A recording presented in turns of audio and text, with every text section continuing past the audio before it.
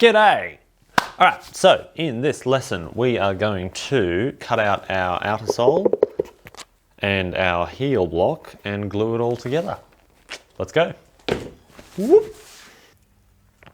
So now that we have our leather midsole on, we can cut out our outer soles. So for this pair I'm using this, I think the best way to describe it would be artificial crepe rubber. So the particular stuff is here. I know this is upside down. Svig is the brand, Trekking is the type, it's 6mm thick and it's black. Now I wouldn't actually recommend this particular one. When I've used it in the past, it seems to wear really quickly. What I would recommend instead is what I used on these, which looks almost identical, but this is from a brand named Topy, T-O-P-Y. I think the type is rug because it's kind of a carpety look, and it is incredibly hard wearing. I'm a big fan of the Topy rug, not so much the Svig Trekking. Also, when you buy something that's Svig, it's got Svig written all over it, whereas the Topy doesn't, so that's nice, I guess. So, here's what I reckon we'll do. We'll cut out our entire soles, and then you'll see I put marks here. So that's where our heel is going to sit. I reckon we'll cut out the whole thing and then cut along that line to create two separate pieces. Sound good? Great. We're going to do the same thing we did before with our sole pattern and our little brass disc.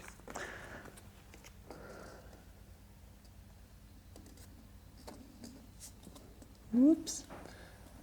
If you run off a bit on here, it really doesn't matter, because all of this is going to be hidden. But try to do at least a little bit better than this. This is shocking.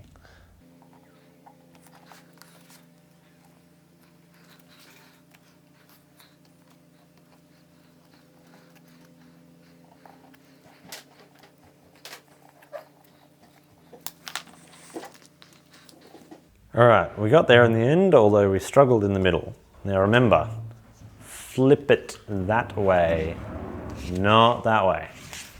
That way. All right.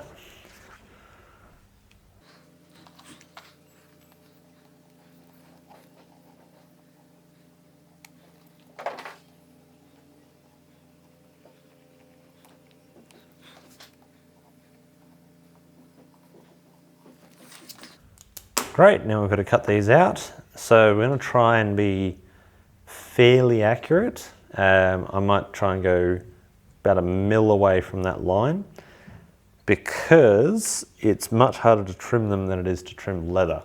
I don't actually have a great way of cutting these rubber soles, especially the really thick ones.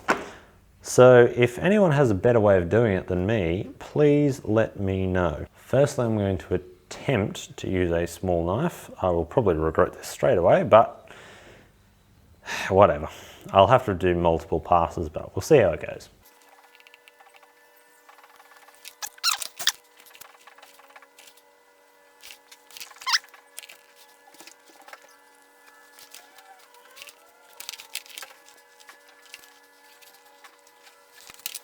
All right, let's try big old snips.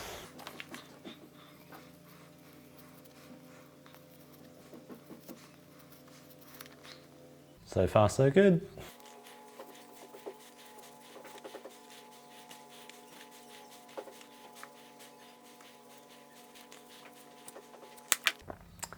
Well, that was much easier.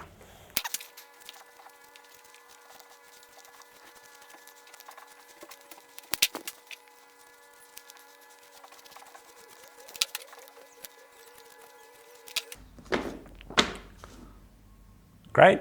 We got both of our outer soles done. Now I should have pointed out that I marked out on the underside, or I guess the top side actually, not the grippy side, because you can actually see your marks, so that's a nice tip. So I've put these two marks here, and I've actually made them so they basically go in line with these joins, which is not really necessary, it's just my taste. The point where you stop your heel is quite important, because if you go too far forward, it will actually stick up and out. I don't know how I can easily demonstrate that to you, because this keeps going further towards the ground. If this continues, it'll rise up and hit the ground in a weird way. If this is too far back, then it won't be fully supporting your heel, and so your heel will be in this gap here, where there's not a lot of strength because there's not much material there, and so your heel will constantly be pushing into nothingness.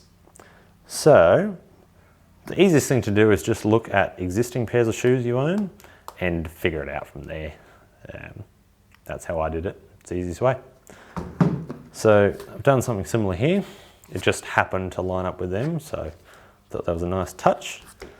I'm going to draw a line to join these two marks, like so. Great.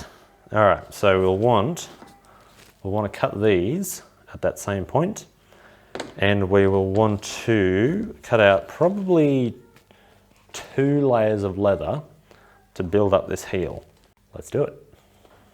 So I've got my outer sole held onto my midsole, just with my thumb there. I've got it sitting exactly where it will sit eventually, and I'm going to continue that mark we put on the midsole onto the outer sole, and then continue that mark over onto the face. Yep, that looks good. Then that will give us our cut line. So because we want a nice neat line, I reckon I will use my square knife again. Make sure I've got that nicely lined up, and do a few passes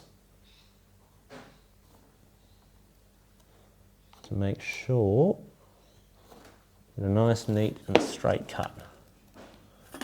That's barely cut through, but we can follow that.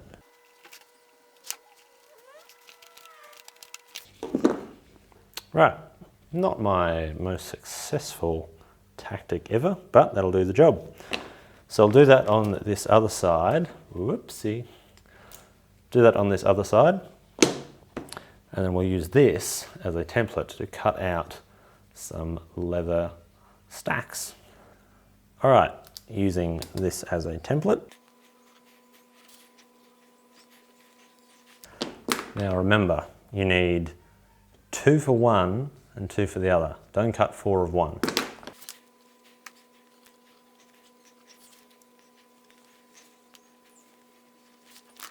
All right, time to cut them out.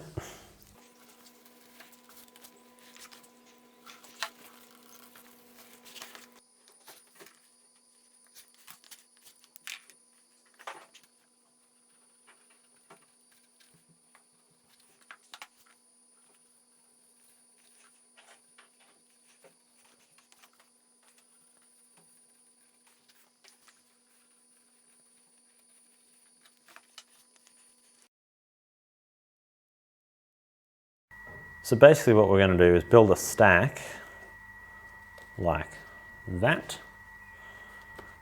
That'll all get glued together and trimmed and then stuck to there. Stuck on there, trim it all, and we're done. So we'll start with gluing this onto here. So for this I'm going to use a glue spatula because it gives a nice thickness. It doesn't give lines like a brush does. Do the rubber first because it won't absorb as quickly as the leather. A good coat, make sure you're getting it all the way through.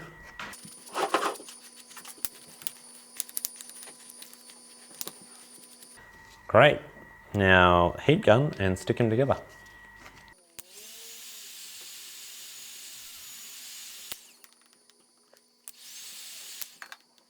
Struggling to get it tacky. Yeah, that's a bit better. So we're going to stick them together and keep these flat sides together. So that's what we're going to match up.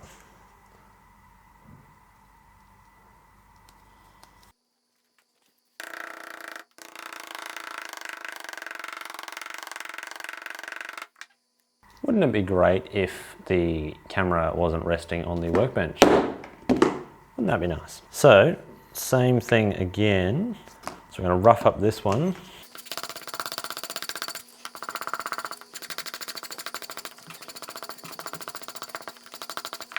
Alright, that's nice and roughed up. And I've also cut into it a few times, but that doesn't matter. So, same thing. Glue both sides.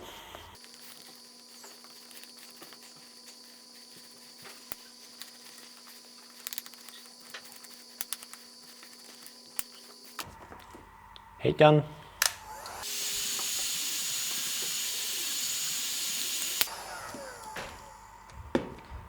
It's nice and tacky. Line up the top side again.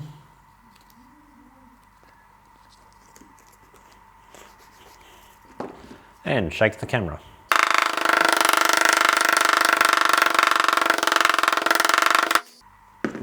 Great, we've got a very nice bond there between all three layers. We'll rough this up while we're at it, but otherwise that stack will do for now.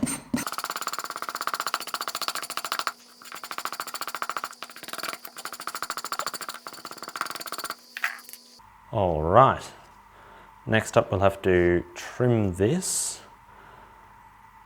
So we'll make sure to get a really nice smooth surface along here, but otherwise we'll just be trimming the leather to match the rubber. And then once that's stuck onto here, then we'll trim it all as one.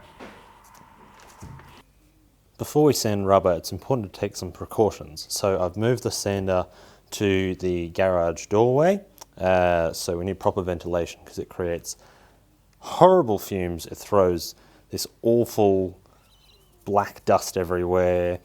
You'll get covered, so I'm wearing an apron that I don't care about and safety glasses. So it's filthy stuff, so protect yourself.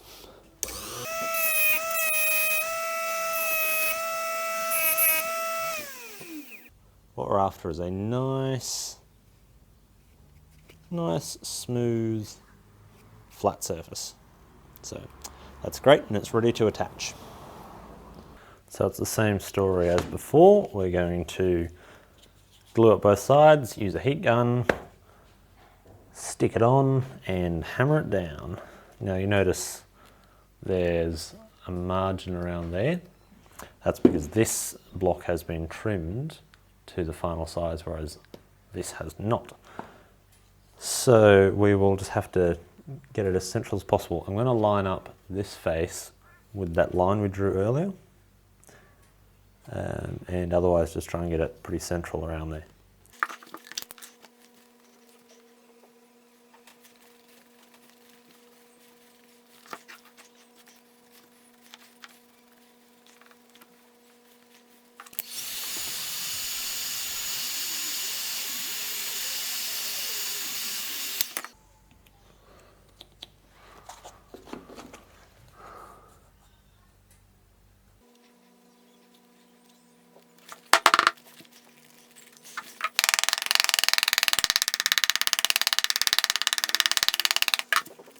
Now the reason I'm pinching out here is that because the base of the last is curved that way and a little bit that way, the sole is actually not sitting flat, as you can see there.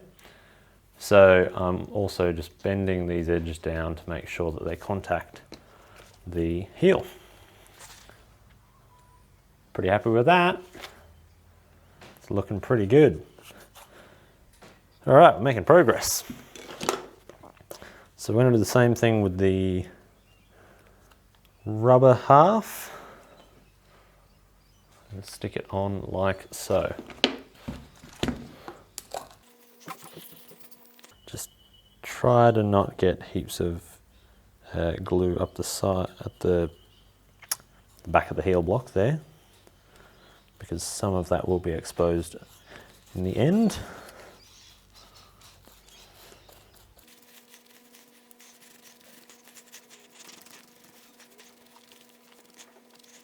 I just remembered I should have done the rubber half first. Oh well, it's not the end of the world.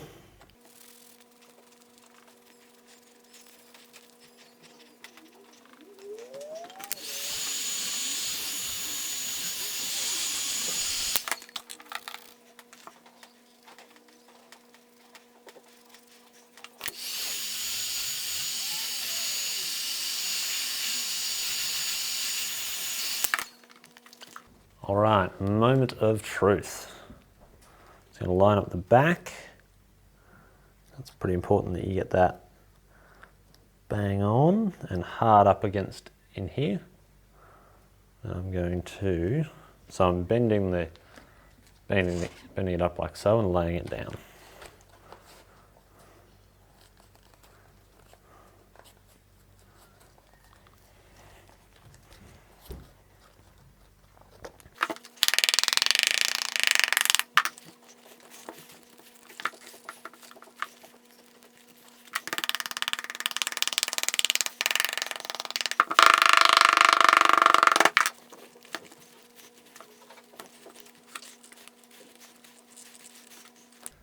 Alrighty, now it's looking like a real shoe.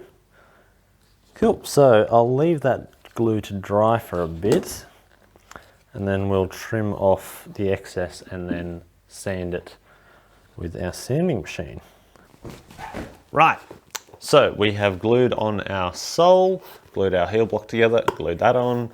Now we just need to trim it up, sand it down and finish it off. So see you in the next lesson. Woo. Also, this video is sponsored by me and my day job. If you want one of these aprons, which are very nice, made of canvas and leather, then just head to my website and check them out. That's all, bye.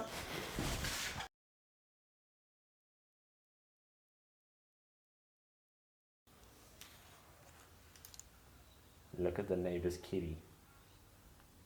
He's so pretty. And she's gone.